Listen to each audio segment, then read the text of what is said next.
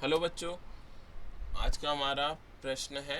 एक वस्तु लगातार त्वरित होती रहेगी जब तक इस पर परिणामी बल कम होना प्रारंभ ना हो जाए, इसके वेग की दिशा नहीं बदल रही हो, इस पर परिणामी बल शून्य नहीं हो जाए और इस पर कार्यरत बल की दिशा गति के लंबवत ना हो। ठीक है, अब हमें इसको इन्हीं चारों ऑप्शन से इस प्रश्न को हल करना होगा। अब पहला ऑप्शन बताया गया है, इस पर परिणामी बल कम होना प्रारंभ ना हो जाए। माना हमारे पास कोई वस्तु है ए, जिस पे अभी क्या लग रहा था, 6 न्यूटन का फोर्स लग रहा था और समय बराबर 0 मान लिया। कुछ समय पश्चात हमने देखा कि वस्तु पे लगने वाला बल कितना हो गया, 5 न्यूटन हो गया और समय बराबर कितना है, 2 सेकंड है। ठीक है, अब देखिए बल 6 से घट के कितना हो गया, 5 हो गया। बल तो घट गया, परिणामी बल घट गया, बट वस्तु अभी भी क्या होगी, त्वरित हो रही होगी, क्योंकि इस पे 5 न्यूटन का बल लग रहा है और इसका त्वरण हम निकालना चाहें तो क्या होगा, 5 बटे वस्तु का मास या द्रव्यमान। तो हमारी वस्तु अभी भी त्वरित हो रही है, इसका मतलब पहला ऑप्शन क्या है, गलत है। दूसरे पे आते हैं, इसमें बोला गया है कि इसके वेग की दिशा नहीं बदल रही हो, तो वस्तु तब तक त्वरित होगी जब तक वेग की दिशा नहीं बदल रही है। जब वेग की दिशा बदल जाएगी वस्तु त्वरित नहीं होगी।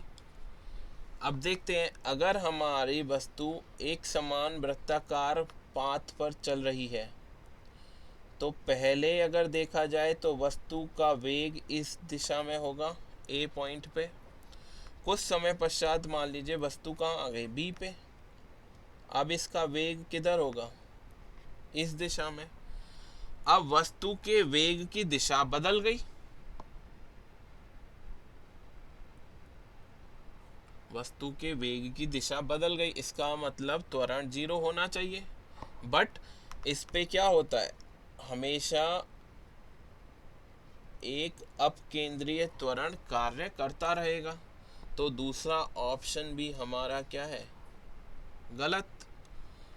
तीसरा देखें, हमें पता है न्यूटन के द्वितीय नियम से किसी वस्तु पे जब परिणामी बल या नेट बल क्या हो जाए, 0 हो जाए।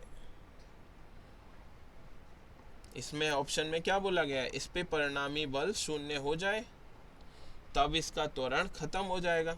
अब हमें पता है न्यूटन के द्वितीय नियम से एफ नेट या परिणामी बल हमारा कितना होता है, द्रव्यमान गुणा त्वरण।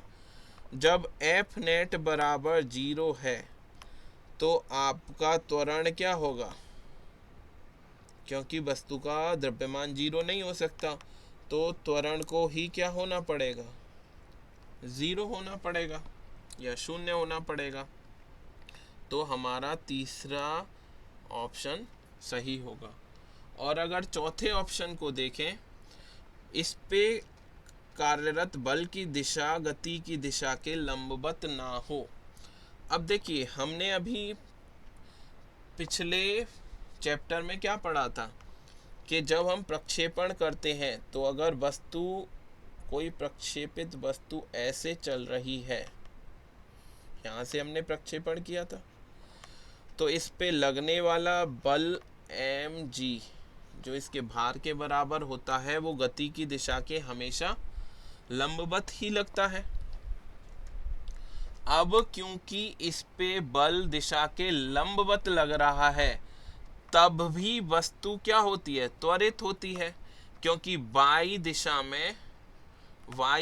में बात करें,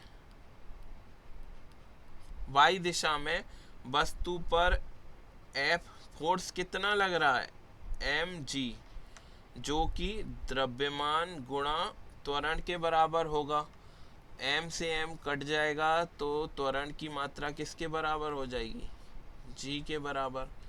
इसलिए चौथा ऑप्शन भी हमारा गलत होगा। आशा है आपको सॉल्यूशन पसंद आया होगा। धन्यवाद।